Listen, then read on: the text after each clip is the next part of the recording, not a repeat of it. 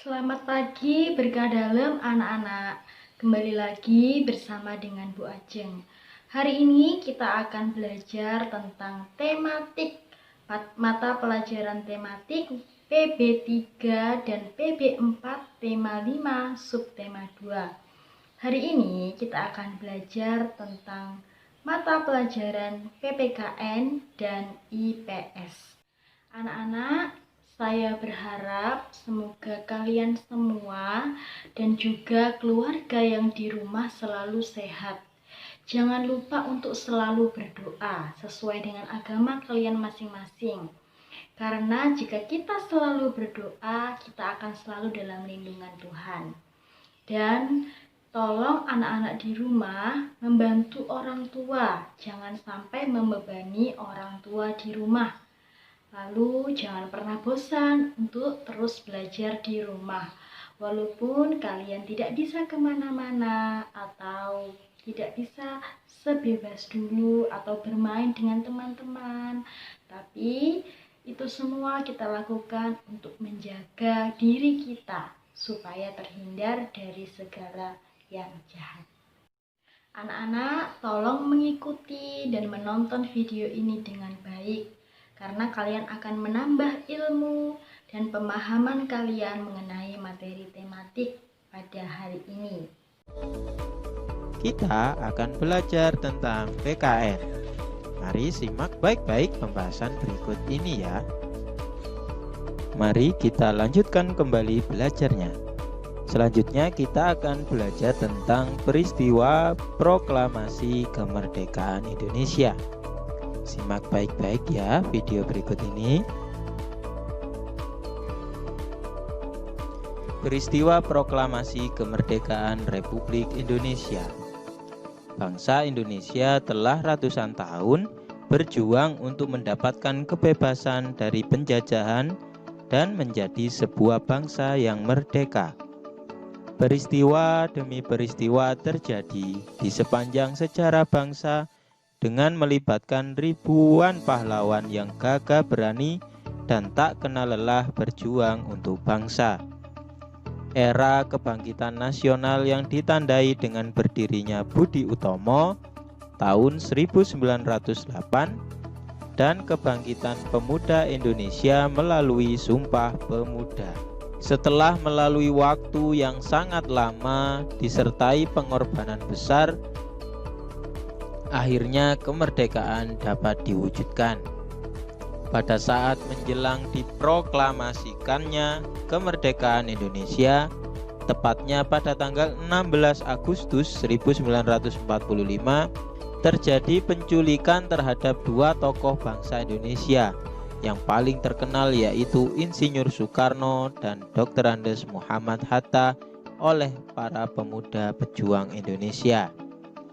Mereka dibawa dari Jakarta ke Rengas Dengklok, Karawang, Jawa Barat. Tujuan penculikan adalah agar kedua tokoh penting ini terhindar dari pengaruh ancaman dan tekanan pemerintah pendudukan Jepang. Keesokan harinya, kedua tokoh dikembalikan lagi ke Jakarta dan diamankan di rumah Laksamana Muda Tadashi Maeda, yaitu tentara Jepang yang bersimpati terhadap perjuangan rakyat Indonesia untuk merdeka.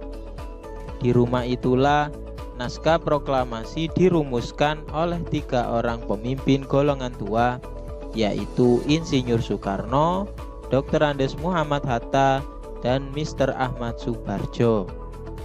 Sejak saat itu, bangsa Indonesia hidup merdeka dalam bingkai Negara Kesatuan Republik Indonesia. Melalui proklamasi tersebut, bangsa Indonesia mengumumkan kepada seluruh dunia bahwa bangsa Indonesia telah bebas dari penjajahan. Dengan segala upaya, pada tanggal 17 Agustus 1945, bangsa Indonesia mengumumkan kepada seluruh negara di dunia tentang kemerdekaan bangsa Indonesia melalui peristiwa proklamasi kemerdekaan Indonesia. Proklamasi Kemerdekaan Indonesia sebetulnya merupakan bagian dari pidato proklamasi yang disampaikan oleh Insinyur Soekarno sebagai wakil bangsa Indonesia. Proklamasi tersebut dibacakan pada tanggal 17 Agustus 1945 pukul 10 bertempat di Jalan Pegangsaan Timur nomor 56 Jakarta. Pada saat yang sama dikibarkan bendera merah putih sebagai bendera negara dan dinyanyikan lagu kebangsaan Indonesia Raya ciptaan W.R. Supratman. Adapun isi proklamasi tersebut adalah sebagai berikut. Proklamasi. Kami, bangsa Indonesia, dengan ini menyatakan kemerdekaan Indonesia. Hal-hal yang mengenai pemindahan kekuasaan dan lain-lain diselenggarakan dengan cara saksama dan dalam tempo yang sesingkat-singkatnya. Jakarta, 17 Agustus 1945, atas nama bangsa Indonesia, Soekarno, Hatta. Persatuan dan kesatuan dalam mengolah sumber daya alam. Wilayah Indonesia yang terbentang dari Sabang hingga Merauke tentu memiliki berbagai keunikan. Setiap daerah memiliki sumber daya alam yang dapat dimanfaatkan untuk pembangunan negara. Letak geografis Indonesia sangat mempengaruhi iklim yang terjadi.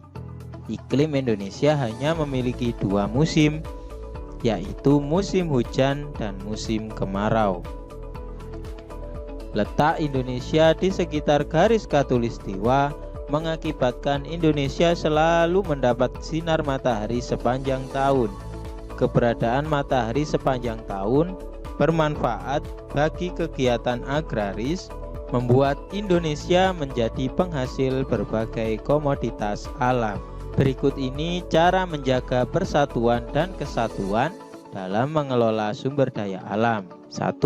Bersikap terbuka walaupun berbeda suku, budaya, dan agama. 2. Mengelola sumber daya alam secara bijaksana. 3. Saling menghormati dan menghargai antar sesama. 4. Menjalin kerjasama yang baik dan jujur. 5. Menyelesaikan permasalahan dengan cara musyawarah. Hari ini kita akan belajar tentang IPS. Mari simak baik-baik pembahasan video berikut ini. Hari ini kita akan belajar kegiatan ekonomi berdasarkan kenampakan alam di sekitar. Indonesia merupakan negara kepulauan yang terdiri dari ribuan pulau dengan kenampakan alam yang berbeda-beda. Perbedaan kenampakan alam tersebut menyebabkan kegiatan ekonomi masyarakat juga berbeda sesuai dengan potensi alamnya. Jadi, kenampakan alam mempengaruhi kegiatan ekonomi masyarakat sekitar. Perhatikan contoh berikut ini. Pasar terapung yang ada di Banjarmasin tidak hanya menjadi pusat perdagangan masyarakat, namun juga telah dikembangkan menjadi pusat pariwisata di Kalimantan. Baik penjual maupun pembeli di pasar terapung tersebut harus menggunakan perahu kelotok untuk dapat melakukan proses jual beli. Uniknya, sistem barter masih berlaku di pasar tersebut. Misalnya, menukar hasil perkebunan dengan ikan atau sayur. Kegiatan ekonomi akan menyesuaikan kondisi alam di sekitarnya, terutama kegiatan ekonomi yang menggunakan bahan baku alam. Kegiatan ekonomi tersebut dilakukan di sekitar sumber bahan baku untuk memudahkan pemenuhan bahan baku. Dengan demikian, biaya produksi dapat dikurangi. Kenampakan alam tersebut dapat mempengaruhi kegiatan ekonomi masyarakat sekitar. Contohnya, pada kenampakan alam berupa laut, masyarakat memanfaatkan hasil laut untuk dijual.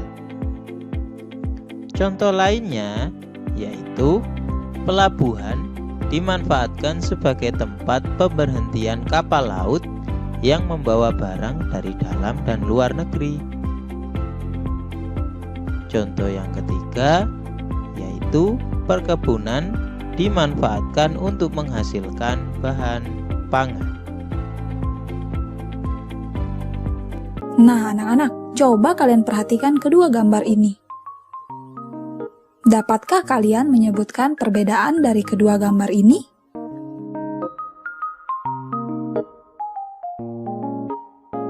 Ya, benar sekali. Masing-masing dari kedua gambar ini adalah kenampakan alam dan kenampakan buatan.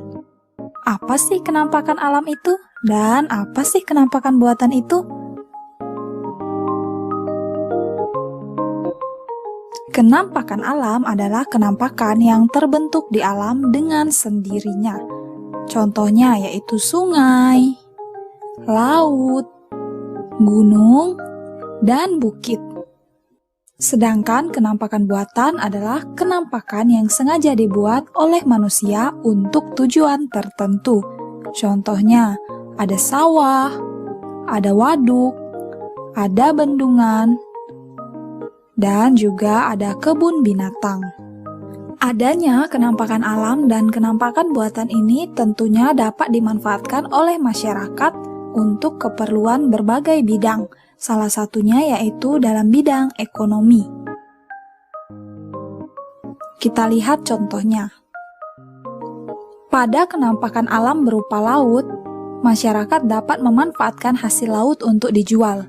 Selain itu, kenampakan alam laut juga dapat dimanfaatkan untuk tujuan pariwisata. Kedua kegiatan ekonomi ini tentunya dapat memberikan keuntungan tersendiri bagi masyarakat di sekitar kenampakan alam tersebut. Contoh berikutnya yaitu kenampakan buatan. Pada kenampakan buatan berupa sawah, masyarakat dapat memanfaatkan sawah untuk menghasilkan produk-produk pertanian. Produk-produk pertanian ini dapat dijual sehingga dapat meningkatkan kesejahteraan masyarakat. Nah, anak-anak, coba kalian berikan contoh-contoh yang lainnya yang menunjukkan pemanfaatan kenampakan alam dan kenampakan buatan.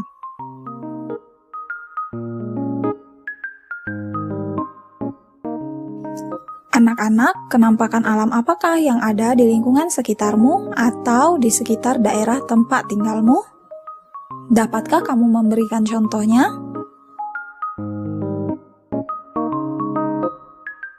Kita akan melihat dua contoh kegiatan ekonomi yang memanfaatkan kenampakan alam di sekitar kita. Yang pertama yaitu Sungai Kapuas. Sungai Kapuas merupakan kenampakan alam yang terkenal di Kalimantan Barat. Keberadaan Sungai Kapuas ini tentunya dapat membantu perekonomian masyarakat sekitar. Kegiatan ekonomi yang mungkin dilakukan di sekitar Sungai Kapuas yaitu yang pertama, kegiatan memancing ikan yang dapat dilakukan langsung dari Sungai Kapuas. Dari kegiatan ini tentunya masyarakat dapat memperoleh ikan yang kemudian dapat dijual. Selain itu, dari Sungai Kapuas, masyarakat juga dapat mengairi sawah-sawah mereka. Sawah-sawah ini tentunya akan digunakan untuk menghasilkan produk pertanian. Kemudian, masyarakat di sekitar Sungai Kapuas juga dapat memanfaatkan Sungai Kapuas untuk membangun restoran dengan konsep tepi sungai. Restoran dengan konsep tepi sungai ini tentunya dapat menarik banyak pengunjung. Selain itu, Sungai Kapuas juga dapat dimanfaatkan untuk wisata air dan juga sarana transportasi. Tugas tematik 12 November 2020. Yang pertama adalah menyalin kunci jawaban dan yang kedua adalah tugas mengirim foto. Beserta manfaatnya seperti contoh berikut. Halo anak-anak, jadi untuk tugas praktek hari ini kalian mengirimkan 2 foto. Yang pertama adalah kenampakan alam dan yang kedua adalah kenampakan buatan. Sesuai contoh di video tadi, kalian beri masing-masing manfaat atau kegunaan dari kenampakan alam atau kenampakan buatan tersebut. Kalau tadi di contoh itu hanya kenampakan alam, maka kalian tambahkan satu lagi yaitu kenampakan buatan. Kalian bisa lihat apa saja, kalian bisa pilih satu saja dari kenampakan alam dan pilih satu contoh saja dari kenampakan buatan. Minimal manfaatnya berikan 2 manfaat. Lalu foto dan manfaat silahkan dikirimkan ke WA guru kelas masing-masing. Nanti setelah ini akan saya berikan contohnya. Atau bisa juga kalian edit di HP kalian, tapi tidak perlu di print, langsung saja dikirim melalui WhatsApp berupa foto dan tulisan. Nah, seperti ini adalah contoh pengiriman tugas IPS tentang kenampakan alam dan kenampakan buatan. Jadi kalian tulis kenampakan alam itu daerah apa atau kenampakannya apa. Di sini saya beri contoh Sungai Kapuas di Kalimantan Barat. Beri nama kenampakannya dan beri juga tempatnya di mana. Lalu kalian cari gambar di Google. Kalian kirimkan gambarnya seperti apa. Lalu setelah itu kalian beri manfaat, beri keterangan manfaat atau kegiatan ekonomi atau kegunaan yang dapat diadakan di Sungai Kapuas. Lalu yang kedua, kenampakan buatan. Di sini saya beri contoh yaitu Waduk Gajah Mungkur di Jawa Tengah. Untuk manfaat atau kegiatan ekonominya boleh lebih dari 2, minimal 2, tidak boleh 1. Untuk peletaan kata-katanya ini tidak harus persis seperti ini. Yang penting mengandung nama kenampakannya dan daerahnya di mana. Lalu ada gambarnya dan yang terakhir ada manfaat atau kegiatan yang akan diadakan di situ.